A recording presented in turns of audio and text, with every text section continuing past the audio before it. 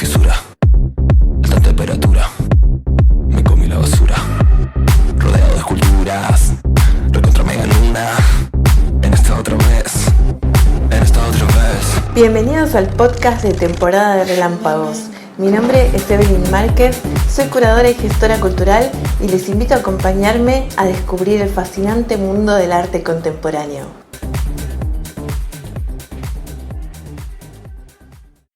Hola, ¿cómo están? Bienvenidos y bienvenidas al podcast número 67 de temporada de Relámpagos, ya terminando el 2025, que fue realmente un año interesante, como dirían los chinos, un año interesante, para no usar otros adjetivos calificativos. Espero que les haya dejado cosas muy buenas este año.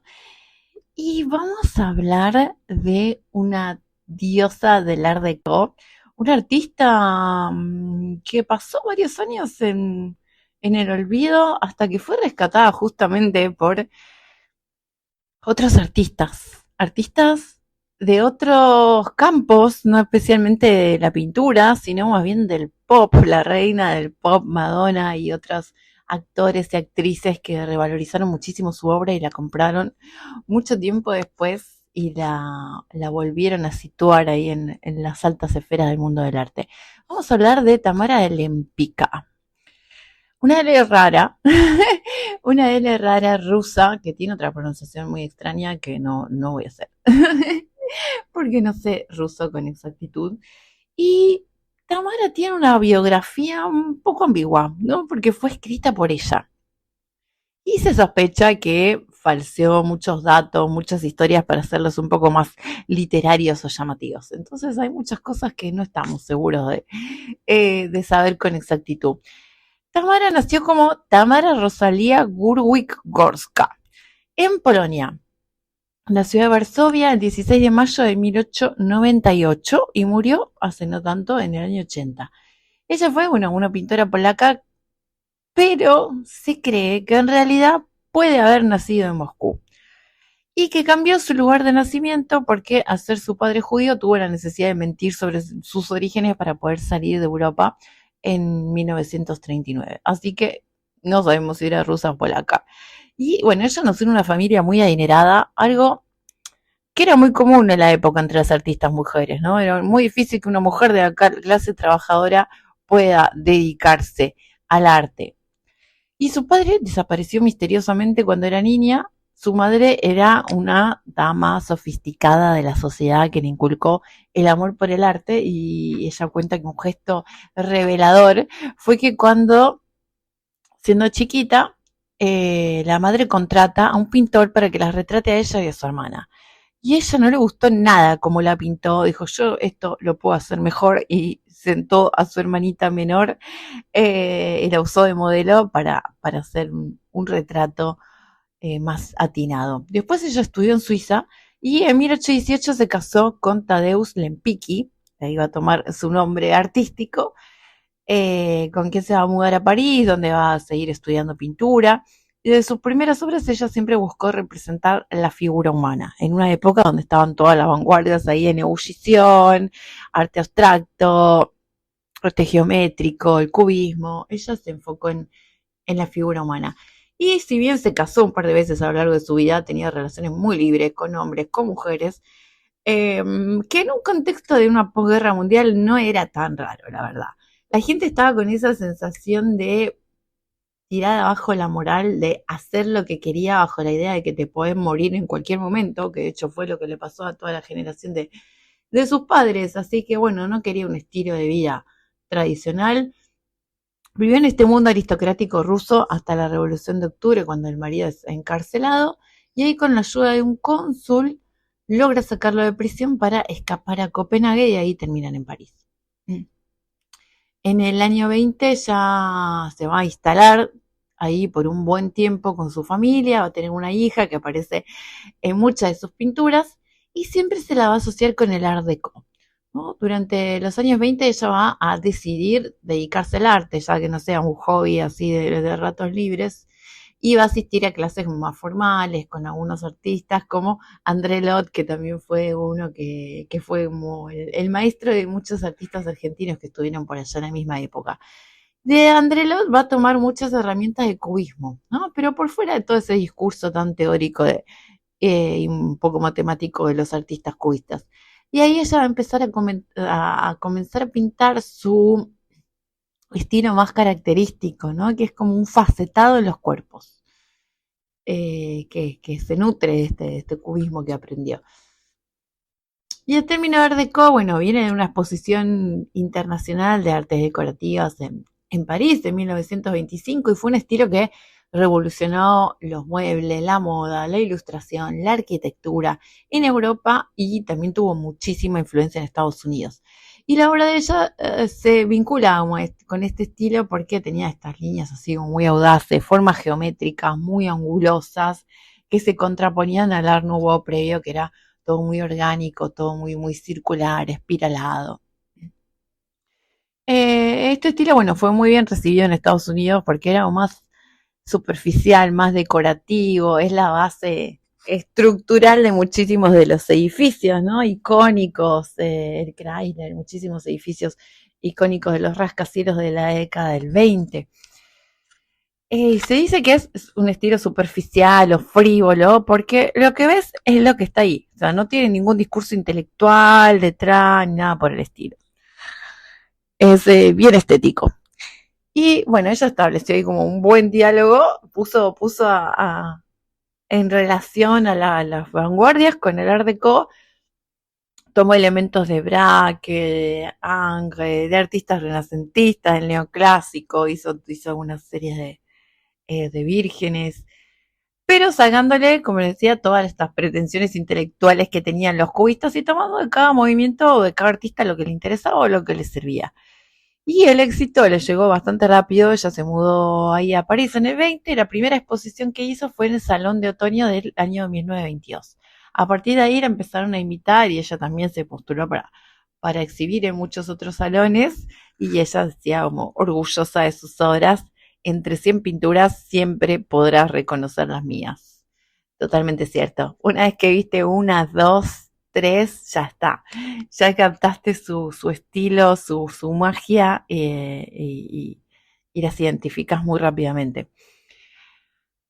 Y esta época, bueno, la época entre guerras fue un descontrol total, ¿no? La década de los 20, no por nada le dicen los años locos. En la membresía tenemos todo un curso dedicado a esta década increíble que tanto generó en arte, en teatro, en baile, en literatura. Fue una época de mucho lujo, de cadencia, de elitismo, de elegancia, bueno, el Gran Gatsby, ¿no? Literariamente es como el libro más famoso, promiscuidad, cocaína, jazz, los vestidos de Chanel, ¿no? Bueno, la guerra ya había pasado y eran tiempos de divertirse, estaba todo el mundo con esa mentalidad de fin del mundo. Y eh, lo que mejor explica visualmente esa época fue justamente este movimiento, el Art Deco. Tamara Alempica fue una de sus representantes más famosas, ¿no? Ella se pintó a sí misma, una de mis obras predilectas, es Tamara in a Green Bugatti. Se pinta a sí misma para la portada de una revista de modas alemana, ¿no? Que le habían pedido una imagen que represente a una mujer emancipada, la mujer moderna. Ella se autorretrata con su cabellera rubia espléndida, conduciendo un auto Bugatti, un Bugatti lujoso, espléndido, verde, mostrándose ahí como una mujer de poder, con su propia movilidad, independencia, sin necesidad de la presencia masculina. Ella está en el centro de la imagen con mucha actitud de femme fatal, ¿no? Típica de los años 20. Y también ella, como bueno, muchas de las mujeres que retratan tienen como ese look garçonné que se llamaba, era esa palabra francesa de moda en los años 20 para referirse a chicas solteras que reivindicaban los derechos de la mujer, la igualdad de género, que tenía una figura muy andrógina, pelo cortito, usaban ropa un poco más suelta, después de tantos años, tantas décadas de estar encorsetadas, de repente usaban ropa más suelta, más recta. Y bueno, ahí tenemos a ella conduciendo su lujoso coche por la ciudad, independiente, lindísima, elegante como una estrella de cine. Y vemos que se le vuela la bufanda o el pañuelo que tiene, así que intuimos que va a gran velocidad. Bueno, también hay una influencia ahí de otra tendencia de la época que era el futurismo, ¿no? La representación de la velocidad, los autos, las máquinas. Eh, y este lugar de la mujer que también está muy en tendencia con el cine, en sintonía con el cine de la época, ¿no? La aparición de las mujeres femme fatale como protagonista del film noir, el cine negro. Otra de sus obras más reconocidas es el retrato de su primer esposo, Tadeusz Lempicki, que curiosamente es un retrato que le hizo antes de divorciarse. Y en el retrato, la mano izquierda, donde estaría el anillo de bodas, está como inacabada. La dejó ahí como borroneada. Bueno, ese fue como otro punto de inflexión en la vida de Lempicka, porque mientras su marido quería volver a un estilo de vida más conservador, ella disfrutaba de la libertad, el descontrol de París y que el mundo del arte, los contactos que el mundo del arte le había abierto, ¿no? Así que no quería dejar eso de lado y bueno, esa fue como un poco la causante de su separación. Él está con un abrigo, un pañuelo blanco en el cuello, un sombrero de copa, muy, muy elegante. Muy elegante como otro retrato que le hizo a un miembro de la realeza rusa, el retrato del duque Konstantinovich, el gran duque Gabriel Konstantinovich, un cuadro de 1927. Y este Gabriel Konstantinovich era el primo del zar y uno de los asesinos de Rasputín. Y tiene un uniforme rojo, muy complejo, lleno de cuerdas, de nudos, pero con una mirada un poco espectral. Es como que refleja la muerte de esa nobleza rusa que estaba desapareciendo, que estaba siendo fusilada o que estaba emigrando. Después de la Revolución Rusa, la aristocracia, bueno, se fue al exilio y Tamara se encargó de pintar a todos los que se cruzaba en su camino. Ella siempre estaba rodeada de la élite intelectual, artística, económica. Dicen que organizaba grandes fiestas en su casa, taller, y bueno, retrató mucho de estos fiesteros de los años 20 con sus mejores galas. En muchos de estos retratos aparece por detrás la metrópolis, ¿no? Estos primeros edificios que empiezan a aparecer, los rascacielos, este nuevo contexto urbano que se está viniendo muy fuertemente, sobre todo bueno, después de la reconstrucción de las ciudades post Primera Guerra Mundial. Y bueno, ella fue una de las mejores artistas que transmitió todo este mundo, el jazz, el Charleston sonando detrás.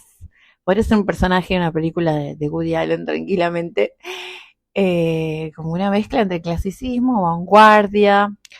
Hay un retrato doble con dos de sus modelos recurrentes. Una era Louise Bucard, que era conocida como Lulu, que era la esposa del médico Pierre Bucard. Pierre Bucard fue el descubridor de los probióticos, millonario, un playboy y el principal mecenas que tuvo Tamara.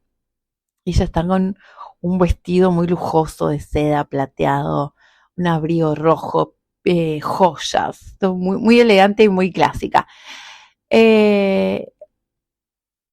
Bueno, este hombre, Pierre Bucard, fue fundamental para su independencia económica porque fue la primera persona que confió abiertamente en ella en tanto artista y compró muchas de las obras de su producción. De hecho, como gracias en parte a su patrocinio de este científico, pudo comprar su casa taller en la ciudad de París. Él era coleccionista de arte, tenía varias obras del artista, también le encargó que produjera retratos de su familia y él era un hombre muy exitoso porque inventó el probiótico, un medicamento que creo que todavía se usa, el Lacteol, que acá también tiene esas versiones tipo Yakult, esas cuestiones para la salud digestiva.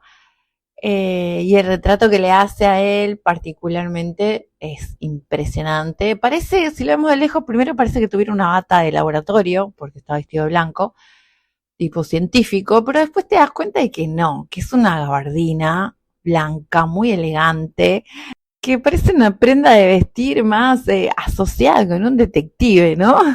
El cuello hacia arriba y tiene una perla, tiene una corbata color esmeralda y ahí una perla. Es un retrato maravilloso. Bueno, ella dice en una entrevista que quería capturar la esencia de una era, pero con la eternidad de las formas clásicas. Después de separarse de su primer marido, Lempicki, en el 34, se va a casar con otro hombre, un varón, Raúl Kufner, y van a emigrar a Estados Unidos cuando empieza la invasión nazi, ¿no? En la ciudad de París. Pero cuando llega allá se encuentra que el mundo del arte estaba empezando a cambiar, ¿no? En Nueva York, en Los Ángeles, ese estilo Art Deco había pasado un poco de moda ante las obras del expresionismo abstracto, que era como la nueva tendencia que va a primar ahí durante muchísimo tiempo, Polo, Marroco y otro tipo de artistas. Así que esta tendencia, sí, un arte pomposo, fastuoso, va a empezar a pasar de moda con la crisis del 29, con los cambios en arquitectura, ¿no? El racionalismo de Le Corbusier, donde se buscaba algo mucho más simple, sin adornos, más funcional. Y en los años 40 el Art Deco ya no vende, ya pasó de moda, así que ella va a tener que empezar a cambiar un poco su forma de pintar porque tiene que adaptarse también a los intereses de sus compradores. Quedó viuda, no duró tanto este matrimonio, bueno, bastante duró igual. En el 61, en el 61, queda viuda, se va a vivir a Houston y después va a vivir los últimos años de su vida en Cuernavaca, en México, donde se murió en 1980. Y ahí, por decisión de ella, sus cenizas fueron esparcidas en el cráter del Popocatépetl. Creo que lo pronuncié bien. Así que, bueno, ahí fue, entre un volcán, su último gesto performativo de una vida que fue un puro arte. Y ella, bueno, había quedado en el olvido después de estos años 40, de su viaje a Estados Unidos, hasta que en los años 70 un galerista la rescató, a volver a refrescar en los recuerdos de la gente. Muchas veces fue ignorada por críticos, por historiadores de arte, pero siempre fue muy apreciada por otros artistas, por otros creativos. Y desde sus inicios fue coleccionada por artistas, actrices, directores de cine, diseñadores de moda. Y cuando su obra fue redescubierta en los años 70, bueno, aparecieron hiper famosos de Hollywood de la época como Barbara Streisand, Jan Nicholson, que empezaron se convirtieron en sus principales coleccionistas, ¿no? Así que su obra sigue influyendo en la cultura pop hasta la actualidad. Cuando empezábamos la hablada de Madonna, hay 2 videos de Madonna donde se ven sus pinturas y la influencia en toda la construcción del videoclip, que son increíbles. Uno es Open Your Heart, que es un video del año 86, y otro es Vogue, ¿no? Una de las canciones más famosas, de los máximos hits de Madonna. El videoclip está muy inspirado en la obra de Tamara Lempicka. Incluso hace no mucho tiempo, hace un par de años atrás, en la colección invierno de 2023-2022, Giorgio Armani se inspiró en las obras de esta artista para hacer las prendas de esa temporada. Así que es una artista para redescubrir, para investigar, que son muy hermosas las obras que hace. Realmente son muy hermosas, un gran nivel de belleza, ¿no? Algo que siempre vemos que es un concepto que no es que está en desuso, pero perdió muchísima relevancia en el arte contemporáneo. Acá es como realmente ella trabajaba con la belleza como un valor dentro de sus pinturas. Bueno, hasta acá con la vida de Tamara Lempicka. Como les digo, en la membresía, bueno, si quieren estudiar arte contemporáneo, historia del arte conmigo, saben que está la membresía de temporada de Relámpagos. Es una suscripción mensual como Netflix, donde está, apenas te inscribís, tenés acceso a cientos de horas, hay 8 cursos disponibles en este momento, están todas las masterclass que hacemos por Instagram, charlas con artistas, está lleno de información, así que si les interesa autorregalarse esta suscripción maravillosa, bienvenidos, pueden entrar a temporadarelámpagos.com o mandar un mensaje por Instagram, por cualquiera de las redes sociales que las leo y les contesto. Y como les decía, uno de esos cursos está especialmente dedicado a la década del 20, los años locos que fueron extraordinarios, una época en la que me gustaría hacerme un viajecito en el tiempo para vivirla ahí de primera mano. Estamos en la del 20, pero en otro signo. Bueno, les mando un beso enorme, enorme, enorme. Que tengan unas muy felices fiestas. Y bueno, saben que hacemos todos los fines de semana actividades presenciales en la ciudad de Buenos Aires, salidas por museos, por galerías, por distintos barrios de la ciudad. Así que pueden consultar siempre la agenda en el Instagram o en la página web. Les mando un beso enorme y nos encontramos prontito.